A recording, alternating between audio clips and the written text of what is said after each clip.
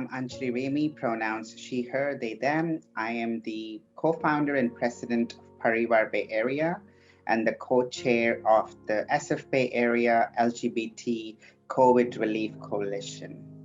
When we went to a complete lockdown, became very quickly very clear that the trans communities that are almost always marginalized were getting further marginalized.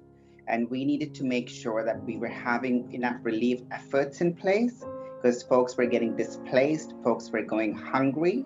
I ended up asking and requesting members and organizations across the Bay Area to come together and build some sort of a mechanism so we can support the community at large. For Parivar, we stopped all of our events and all of our programs just to focus on the COVID relief.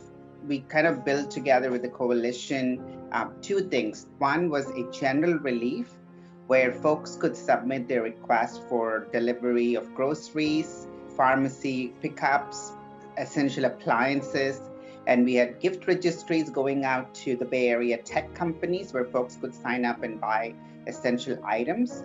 The other stream was around financial relief. We requested the community to submit what their needs were and be able to support them in a way possible.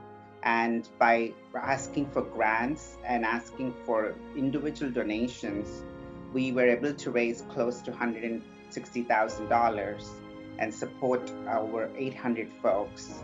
Parivar Bay Area works with organizations in India, and so we were able to actually also support hundreds of people in India whose situation was far dire because India was in a complete lockdown, so there was absolutely no food to eat. And then finally, I think we have been making sure that the coalition is being relevant to the community and the needs as they evolved. So we've moved from that COVID relief efforts, which we still continue to do on an individual basis, to now more about making sure that we have vaccine access for the community. And so we started having conversations with San Francisco AIDS Foundation. Parivar is a child that was born at Strat at San Francisco AIDS Foundation. So our relationship with them goes back, a long time.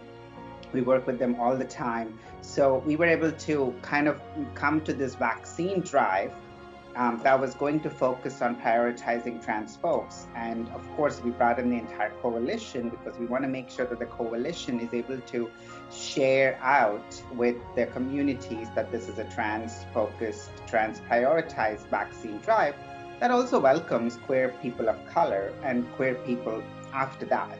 It's going well. We have over 300 folks signed up.